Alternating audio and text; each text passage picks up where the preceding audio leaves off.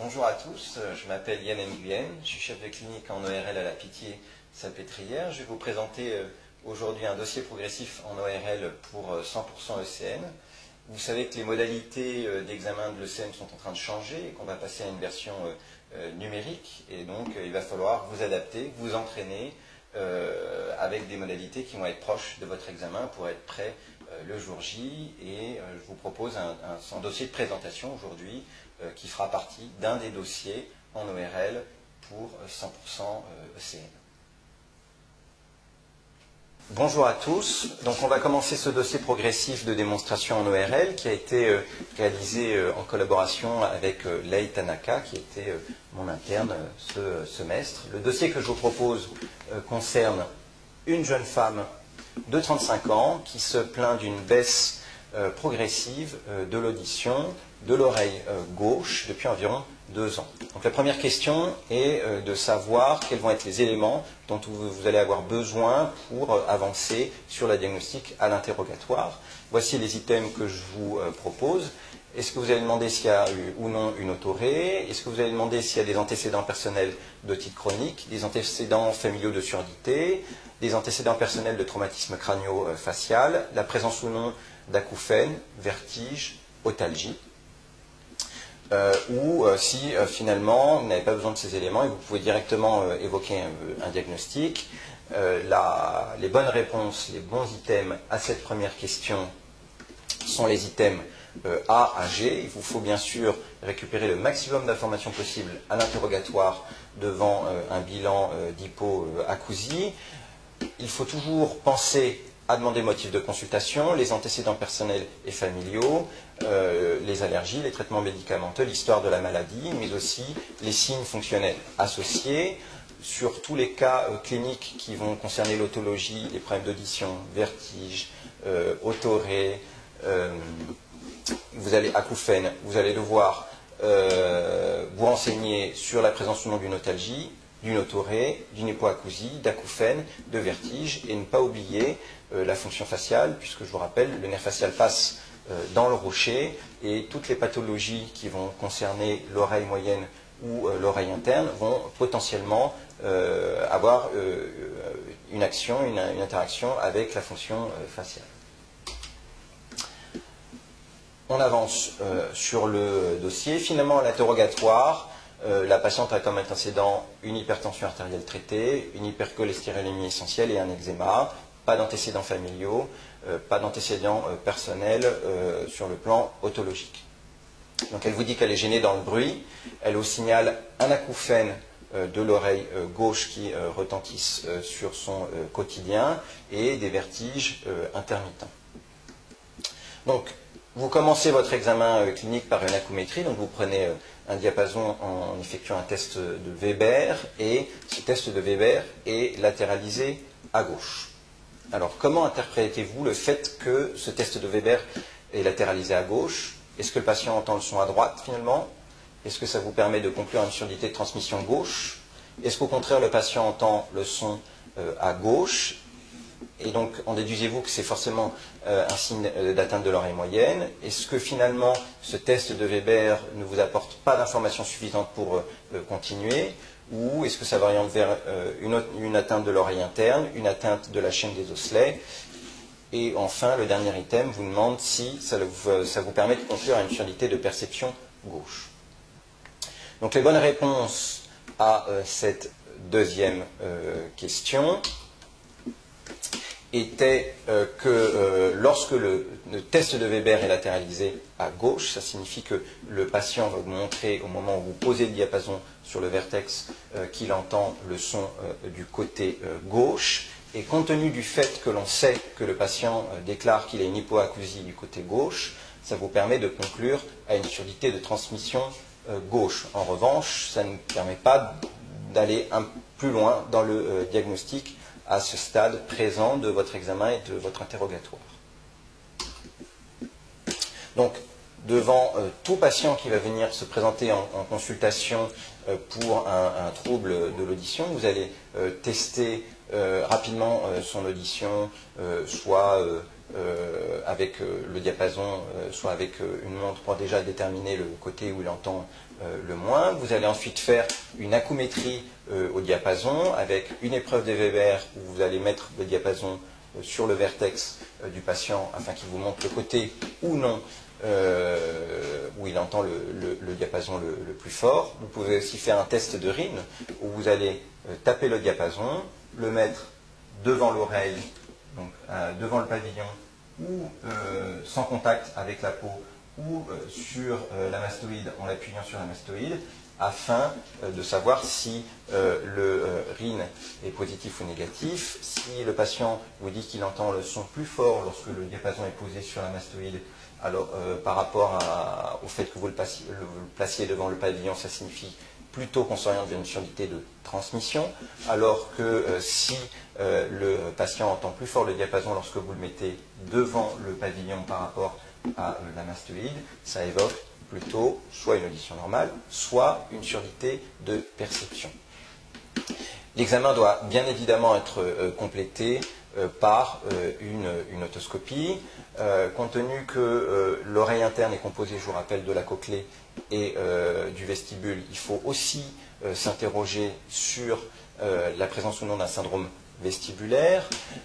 Je vous rappelle que le syndrome vestibulaire périphérique, donc évoquant une étiologie d'origine ORL, est typiquement un vertige qui est rotatoire, avec un nystagmus dont le sens qui va être défini par le sens rapide, mais c'est le sens de retour lent qui va définir le côté lésionnel. Les tests de déviation des index, épreuve de Rönnberg et marche en étoile, qui vont être harmonieux, c'est-à-dire qui vont être du côté du sens lent du nystagmus, ou plutôt du côté de la lésion, ce qui va vous permettre de différencier un vertige d'origine périphérique ou centrale.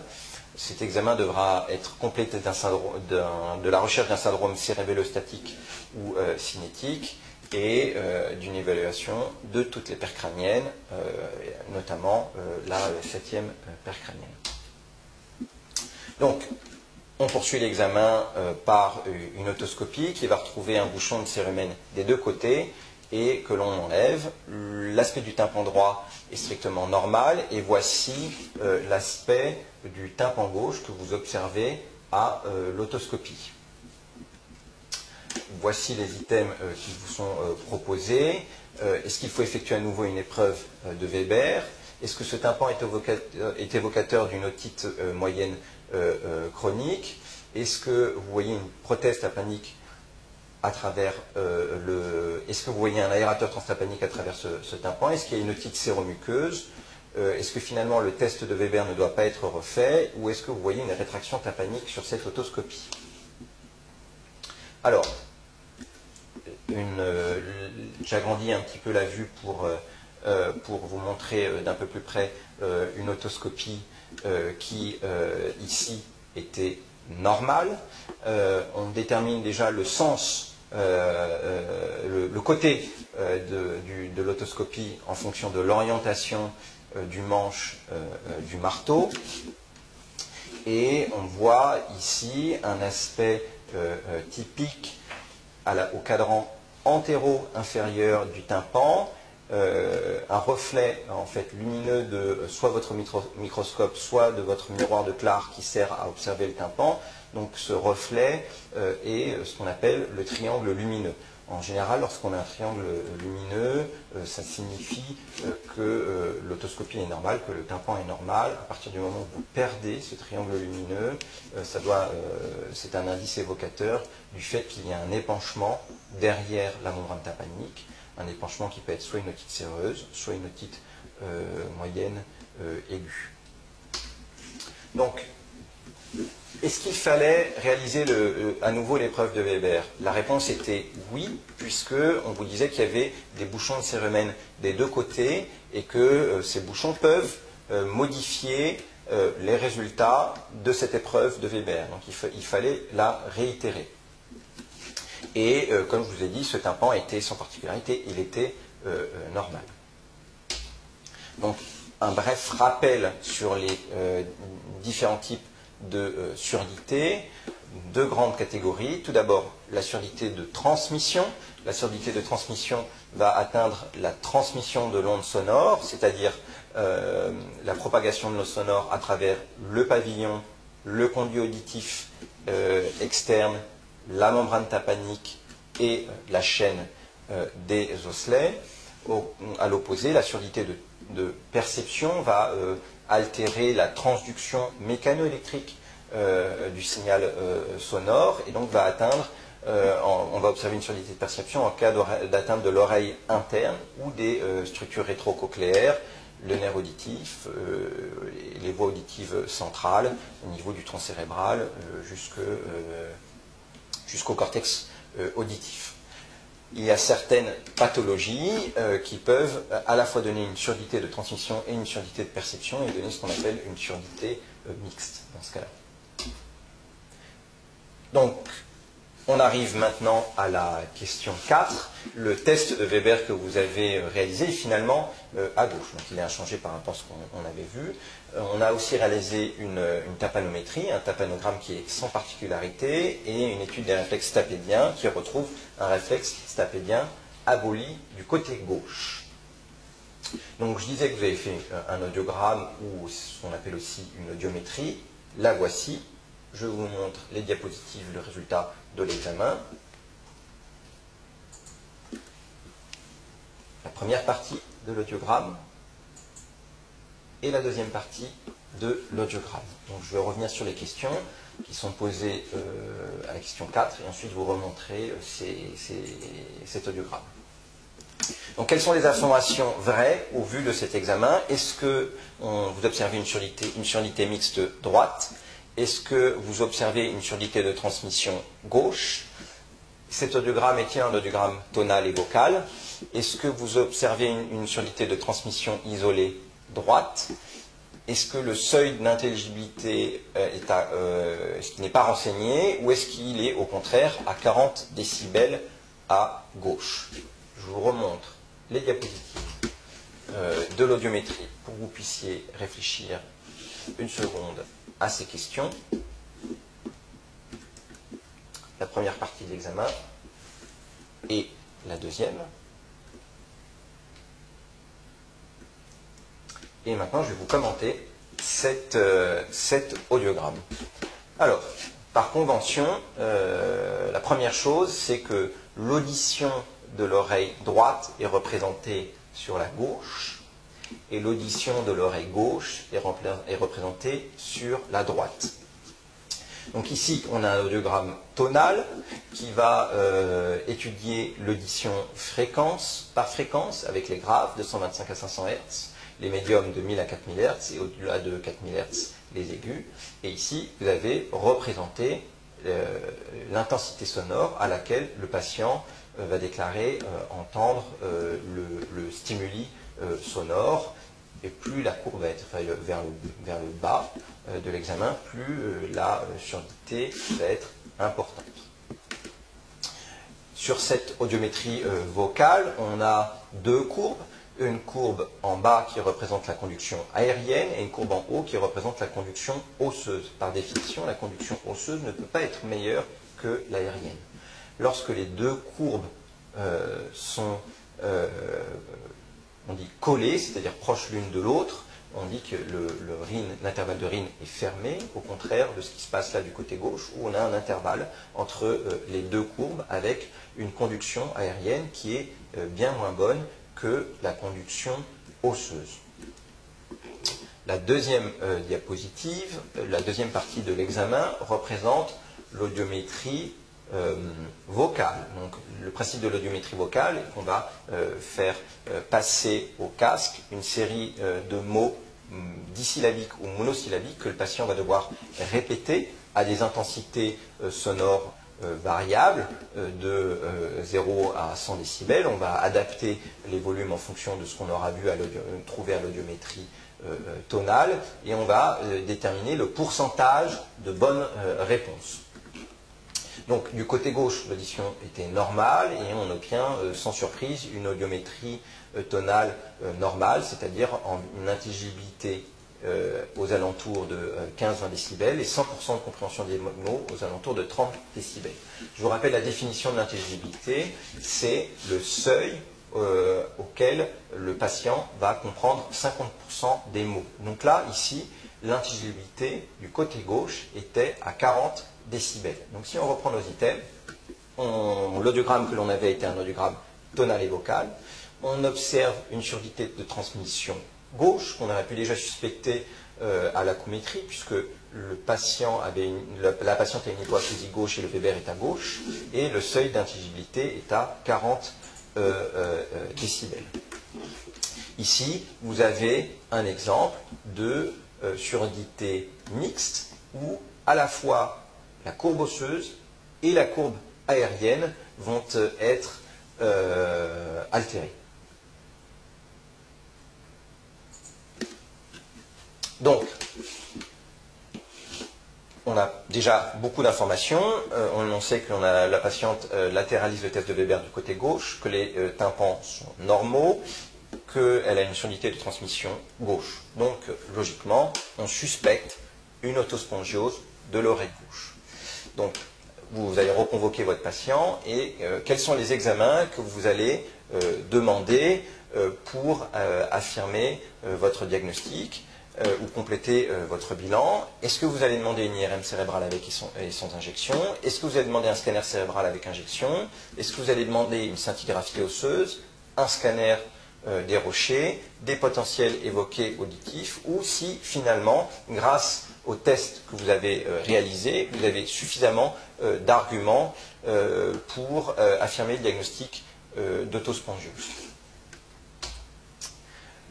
La bonne réponse était qu'il fallait demander un scanner des rochers en coupe fine, axiale et coronale, afin d'affirmer le diagnostic, c'est-à-dire qu'on va rechercher des foyers d'autospongiose, un épaississement de la platine de l'étrier sur le scanner, mais le scanner sert surtout à en fait éliminer les diagnostics différentiels d'une surdité de transmission à tympan normal, qui sont une déhiscence du canal semi-circulaire supérieur ou un blocage des osselets, typiquement un blocage de la tête du marteau. Donc un bref rappel sur l'autospongiose, c'est une maladie fréquente qui touche surtout la population de race blanche, qui touche plutôt le sujet jeune. Une étiologie génétique est retrouvée extrêmement fréquemment, de 20 à 70%, ça dépend des séries dans la littérature et des pays en cause. La plupart du temps, l'autospongiose touche les deux oreilles, mais pas systématiquement, et souvent l'atteinte est asymétrique. La physiopathologie de cette maladie est un remaniement osseux, une ostéodystrophie primitive de la capsule otique qui va être responsable d'une ankylose de la platine de l'étrier dans la fenêtre ovale. Et on peut avoir à des stades plus évolués une atteinte cochléaire qui vont non seulement donc entraîner une atteinte de la transmission, mais aussi une atteinte de la perception. Et donc, à des stades débutants, on va plutôt observer une surdité de transmission pure, avec une atteinte de la courbe aérienne, mais une courbe osseuse normale.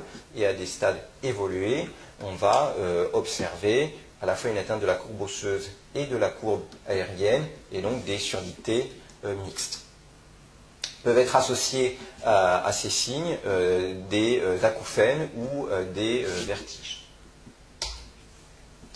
Donc, l'audiométrie retrouve une surdité de transmission ou une surdité mixte, le tympanogramme est normal, le réflexe tapédien est aboli, l'imagerie recherche les foyers d'autospongiose, élimine diagnostic différentiel et sert aussi au bilan préopératoire pour guider la chirurgie. Les principes du traitement sont la réhabilitation de l'audition qui peut être effectuée de deux manières, soit par une aide auditive, soit par une intervention chirurgicale. Donc on va en fait remplacer l'arche stapédien en effectuant soit une platinectomie, on enlève la platine de l'étrier, soit une platinotomie, ou aussi le terme synonyme est stapédotomie, où on va perforer l'étrier et mettre un piston pour assurer la transmission de l'information sonore entre l'enclume et l'oreille interne. Alors il faut savoir que cette chirurgie marche très bien, mais qu'elle a quand même un risque de surdité totale, de complications qui est rare, mais qui n'est pas nul, qui est de un patient sur 300, une intervention sur 300 environ, et donc on doit toujours, systématiquement, proposer aux patients soit une réhabilitation pareidoauditive, soit une intervention chirurgicale. En aucun cas, l'intervention chirurgicale doit être la seule proposition que l'on fait aux patients pour le prendre en charge en cas d'autospongiose. Donc on continue le cas clinique, on reprend à la question 6. Donc la patiente revient avec le scanner des rochers qui confirme une autospongiose du côté gauche. Donc quelles sont les options thérapeutiques que vous allez pouvoir proposer à la patiente? Item A, un implant cochléaire unilatéral du côté gauche. Item B, finalement une abstention thérapeutique. Item C, une greffe autologue des osselets. Item D, une oreille moyenne artificielle, un implant d'oreille moyenne. Item E, un appareillage auditif. Et item F, une platinotomie avec la mise en place d'un piston. Donc, l'intervention chirurgicale de référence dans la chirurgie de l'autospongiose et la platinotomie avec la mise en place d'un piston, c'est-à-dire le fait d'aller perforer l'étrier et de mettre un piston qui va assurer la transmission de l'information sonore entre l'enclume et l'oreille interne à travers cette perforation de l'étrier. On pouvait ici proposer à la patiente une abstention, comme dans toute intervention chirurgicale de type fonctionnel où le pronostic vital n'est pas en jeu. On se doit aussi de proposer à la patiente une surveillance simple, donc pas de traitement dans l'immédiat. Et on pouvait aussi lui proposer un appareillage auditif afin de réhabiliter cette audition. Donc, si l'on fait un rappel sur l'autospongiose, c'est une maladie dont l'incidence est relativement fréquente, qui va toucher des sujets caucasiens, plutôt des femmes que des hommes, des sujets jeunes, une histoire familiale et une histoire génétique est relativement fréquente. Suivant les séries, suivant les pays, on retrouve des antécédents familiaux dans 15 à 70% des cas. L'autospongiose est en règle générale, dans 3/4 des cas, touche les deux oreilles, mais cette atteinte est le plus souvent asymétrique. Donc la physiopathologie est une atteinte du remodelage osseux de la capsule otique qui va entraîner une fixation de l'étrier dans la fenêtre ovale. Et lorsque l'autospongiose atteint des stades avancés, évolués, on va même observer des foyers de déminéralisation tout autour de la cochlée, ce qui explique l'atteinte auditive en deux temps, avec une hypoacousie d'évolution progressive, initialement une surdité de transmission pure, avec une courbe osseuse normale et une courbe aérienne abaissée, responsable d'un intervalle de Rhin, puis lorsque les foyers ne vont pas toucher uniquement que l'étrier, mais aussi la région péricochléaire, on va observer une atteinte de la courbe osseuse qui va surajouter à l'atteinte de la courbe aérienne, et on va observer une surdité mixte. Dans cette pathologie, on observe aussi des acouphènes et des sensations, des vertiges, des problèmes de vertige. Donc je vous l'ai dit à l'audiométrie, une surdité de transmission ou mixte. Le signe typique est une encoche de Carhart, c'est-à-dire une petite chute de la conduction osseuse autour du 2000 Hz. Le tapanogramme est le plus souvent normal et le réflexe tapédien aboli. L'imagerie affirme le diagnostic en retrouvant des foyers d'autospongiose à la partie antérieure de la platine ou un épaississement de la platine, mais surtout, je vous l'ai dit tout à l'heure, permet d'éliminer des diagnostics différentiels à l'origine d'une surdité de transmission à tapin normale. Parmi les diagnostics les diagnostics différentiels qu'il faut absolument éliminer, il y a la déhiscence du canal semi-circulaire supérieur et une fixation de la tête du marteau. Le scanner va aussi guider la chirurgie. Donc, les principes du traitement sont la réhabilitation de l'audition, même si le traitement de référence qui marche très bien est la chirurgie. Cette chirurgie s'accompagne d'un risque très exceptionnel, mais qui n'est pas nul, de surdité totale dans environ une intervention sur 300. Donc, lorsque l'on propose une prise en charge chirurgicale au patient, il est impératif de lui proposer aussi une alternative qui va être une réhabilitation pareidoauditive qui donne aussi des bons résultats. On ne peut en aucun cas ne se contenter de présenter la chirurgie comme solution pour la réhabilitation de l'autospongiose.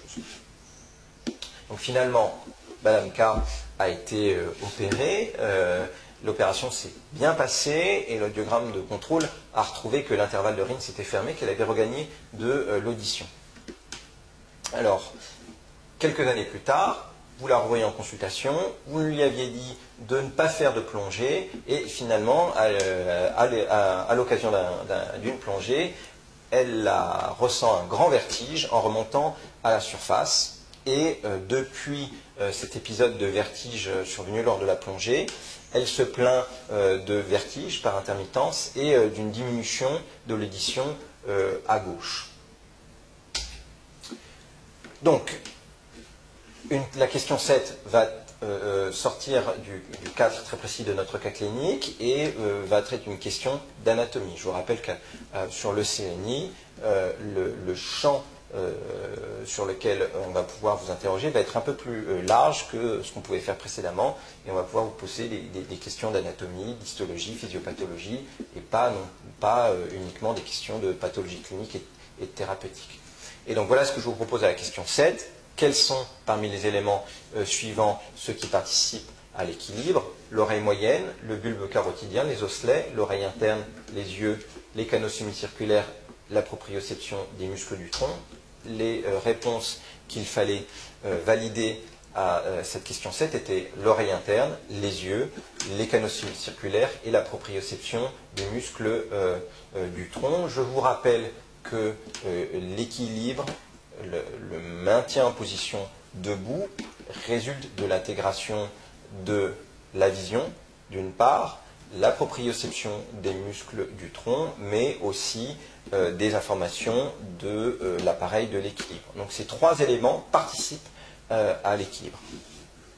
Donc le vestibule, le labyrinthe postérieur donc le labyrinthe postérieur qui est l'organe de l'équilibre est composé des canaux semi-circulaires et de l'utricule et sacule, alors que l'organe de l'audition est composé de la cochlée qui contient l'organe de Corti qui lui-même contient les cellules ciliées internes et les cellules ciliées externes. Donc le vertige est une sensation erronée de déplacement du corps par rapport à l'environnement. Il va être provoqué lorsqu'il va y avoir une confusion, une inadéquation entre les informations qui vont être données par le système visuel, le système vestibulaire et le système proprioceptif. Toutes ces informations sont intégrées par le système nerveux central et donc les pathologies du système nerveux central vont aussi influencer la survenue et l'intensité des vertiges. Et une fois que cette intégration va être faite, il va y avoir un système effecteur, le système musculaire, qui va vous permettre de finalement tenir debout. Donc, ceci nous amène à la question 8. Durant notre examen clinique, le Weber, donc je vous rappelle que la patiente a eu un petit accident de plongée, elle a plongé, elle a eu un vertige, et vous refaites une épreuve de Weber qui finalement, cette fois-ci, est latéralisée à droite. La patiente n'a pas de fièvre et vous ne retrouvez pas de nystagmus spontané à l'examen. En revanche, lorsque vous pressez le tragus droit de la patiente, ceci déclenche un vertige. L'autoscopie est normale, le reste de l'examen clinique est sans particularité. Donc, que vous évoque en fait le fait qu'elle ait un vertige et à la pression du tragus et compte tenu de l'histoire clinique qu'elle a. Est-ce que le fait qu'elle n'ait pas de nystagmus spontané vous conduit à penser que finalement elle n'a pas de vertige et qu'elle simule sa pathologie? Est-ce que vous évoquez une otite dysbarique, une surdité de perception, un signe de la fistule, une surdité de transmission, un vertige finalement d'origine centrale? Est-ce que les symptômes qu'elle présente sont indépendants de la plongée ou au contraire probablement en rapport avec la plongée?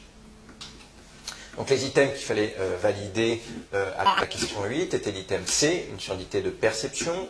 Pourquoi est-ce qu'on évoque une surdité de perception? Puisque cette fois-ci, le Weber est latéralisé du côté droit. Le fait qu'elle ait un vertige déclenché à la pression du tragus est évocateur d'une fistule périlymphatique. Ce signe s'appelle le signe de la fistule, et donc probablement que les symptômes qu'elle a sont en rapport avec la plongée. Donc, dans ce contexte, quelles sont les hypothèses diagnostiques que vous allez retenir? Est-ce qu'elle a une otite moyenne aiguë, une fistule périlymphatique par luxation de prothèse, un AVC du tronc cérébral, une dégénérescence des neurones du nerf vestibulo-cochléaire, une pathologie de l'oreille interne ou de l'oreille moyenne, ou un accident de plongée avec un problème d'embolie gazeuse? Donc il fallait évoquer une fistule périlymphatique par luxation de prothèse, c'est-à-dire que lors du changement de pression brutale, les mouvements du tympan et de la chaîne ossiculaire ont fait que le piston s'est déplacé et que la platinotomie, le trou qui avait été fait lors de la chirurgie, qui était comblé par le piston, s'est à nouveau ouvert. Et ce trou est à l'origine d'une fuite périlymphatique qui explique les vertiges déclenchés à la pression du tragus, et donc c'était une pathologie de l'oreille interne. Question 10. Donc finalement il s'agissait d'une fistule périlymphatique et la patiente a été réopérée, les choses se sont bien passées, la patiente revient vous voir non pas pour elle, mais cette fois-ci pour sa mère. Elle revient vous voir parce que sa mère l'a fait répéter de plus en plus, qu'elle écoute la télé à des volumes sonores importants et que les conversations téléphoniques sont difficiles, et ceci depuis plusieurs années. L'examen du tympan otoscopique que vous faites à la mère est normal. Le test de Weber est indifférent, donc la mère ne montre pas un côté préférentiellement par rapport à l'autre. Et maintenant, vous donc, complétez votre examen par un audiogramme, et voici les résultats du test que vous réalisez. Donc, la première partie de l'audiogramme.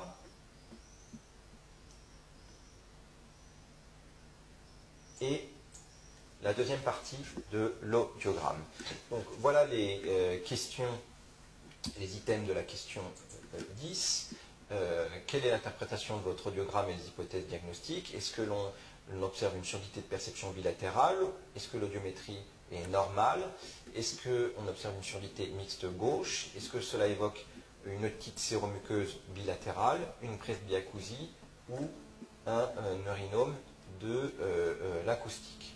Alors, si on revient sur notre audiométrie. Donc il n'y a qu'une seule courbe de représentée. Lorsqu'il n'y a qu'une seule courbe de représentée, cette courbe représente l'audiométrie en conduction aérienne. Ce que l'on observe ici, c'est que la conduction aérienne est abaissée à droite comme à gauche, et ceci de manière quasiment symétrique, avec préférentiellement une atteinte des médiums, mais surtout des aigus, avec des graves qui sont plutôt respectés. Donc là, on a une audiométrie tonale typique d'un patient ou d'une patiente ayant une presbyacousie. C'est clairement un examen, une image qui pourra aussi tomber dans pas mal de dossiers transversaux, puisque ça va être toucher les troubles de l'équilibre du sujet âgé, toutes les pathologies du sujet âgé. L'audiométrie vocale est en rapport avec l'audiométrie tonale, avec une atteinte bilatérale, quasiment symétrique de l'audiométrie tonale, et des troubles de la compréhension, donc une compréhension qui va être altérée et une compréhension qui va nécessiter une intensité sonore plus élevée. Donc les bonnes réponses étaient que l'on observe sur cet examen une surdité de perception bilatérale et que l'hypothèse diagnostique était une presbyacousie. Alors, un petit croc pour finir. Quel est le principe du traitement? C'est bien sûr un appareillage conventionnel bilatéral. Donc voilà, on a terminé ce cas clinique. Les items qui étaient en relation avec ce dossier étaient l'item 49, handicap sensoriel, déficience auditive, l'item 294, altération de la fonction auditive, et l'item 344 sur les vertiges. Donc j'espère que vous avez appris beaucoup de choses au cours de ce dossier et nous verrons par la suite d'autres dossiers qui couvriront l'ensemble du champ de la spécialité en ERL et l'ensemble des dossiers susceptibles de tomber à l'ECN sur tous les items en ORL. Bonne continuation pour vos révisions. Au revoir.